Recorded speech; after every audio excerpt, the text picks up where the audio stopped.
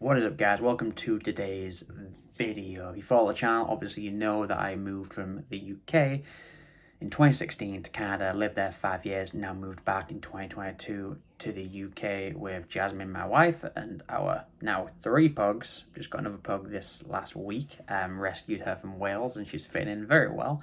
But we're kind of often asked, like, oh, I would never move away from Canada. I'd never come back to little old York, where we live in the north of the UK. Oh, I'd never come back to the UK because the grass always seems greener, right? It always seems, and I thought that, like, the grass always seems drastically greener. And even now, I'm like, oh, I miss Canada. And I do, because we kind of left because of the way Canada was dealing and handling this constant global situation we found ourselves in the last 2 years.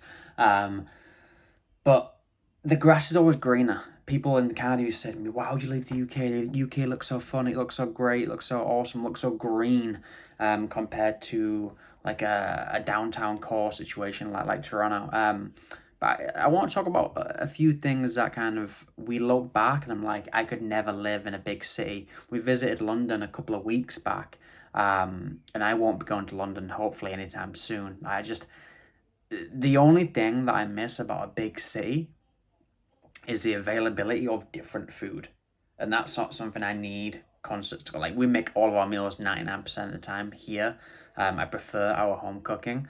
But like, that's the only thing that I miss, is just like being able to order sushi or whatever from like when I was in London, we did Uber Eats, and like we'd had so many choices, whereas in New York you kind of have got okay choices, a lot of chains.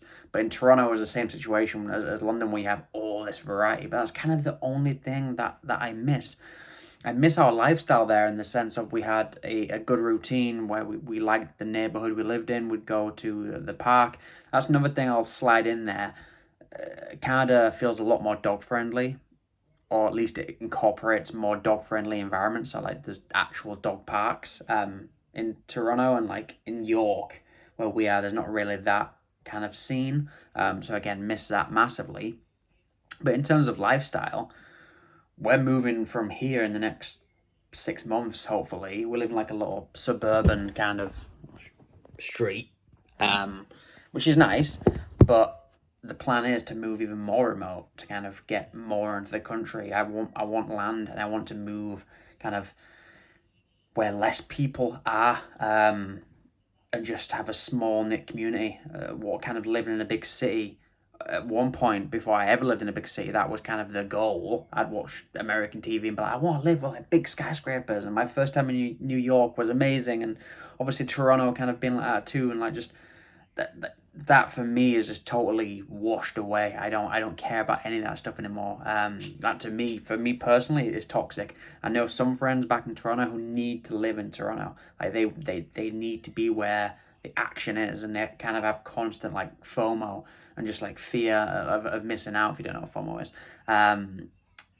Because they need to be in the heart of it. But what me and Jasmine have discussed is more and more just kind of like, we want to be away from that. We want to be in our own little groove. We want to be in our own little neighborhood, and just away from traffic, away from crime, away from people, and have our own environment. Living in a big city, again, you have pollution, you have like crime rates, you have, yes, there's everything available, but trying to start a business there too. Like me and Jasmine are trying to start a business here of our food prep. Anything you can think of, there's a million other people doing the same exact thing. So it's very saturated as well. The benefits are often kind of outweighed by the negatives of that same like validation. Like, you'll be like, oh, it's amazing, it's so big and cultured, and it has everything you need in terms of food. Well, the negative of that is that there's so many people there, and you can't really move around. And anywhere you want to go, you got to reserve 2 weeks in advance, and it's kind of just. And if you want to get in your car, it should be a 15-minute trip, but it takes an hour. So like, there's no point in a car. You need to subway places, and then it's just, yeah, the dream of being in a big city has gone on. People say to me, "Don't you miss it?" I miss Canada because I love Canada. I love the rural countryside of Canada. I love the great outdoors of Canada. don't love the big cities. Although like the novelty is sometimes like I kind of miss that because still I'm not I didn't grow up with that kind of big city feeling. When I first moved to Toronto, like I was excited to ride the subway. I never had that experience before, and it felt cool.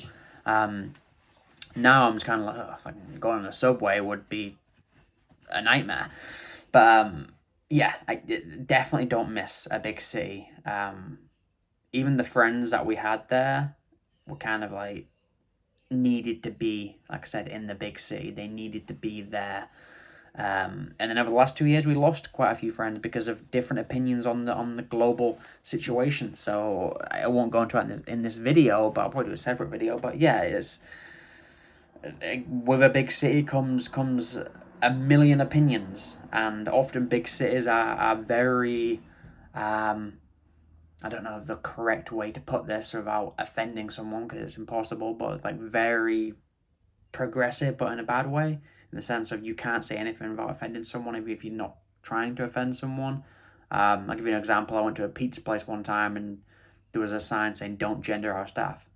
I don't care what gender you want to be or what gender you align yourself with, but there was an instance where I was asked, "Who has your pizza?" I'm like, "That person." Like, was it that guy or that girl? I'm like, I don't know. There's a sign saying I can't gender staff, so that person. And it's just like, I don't know. Like, again, no, I'm going off on a tangent, not to go into that, but you live in a big city, you have a million opinions, you have a million different people you can offend, you have a million people you can be friends with, and it's just a lot. And my point of this video is that we're very happy living in a smaller city. I think York's like 300,000, whereas Toronto's like 4 million. And we want to move to a place that's even smaller. So that's the goal.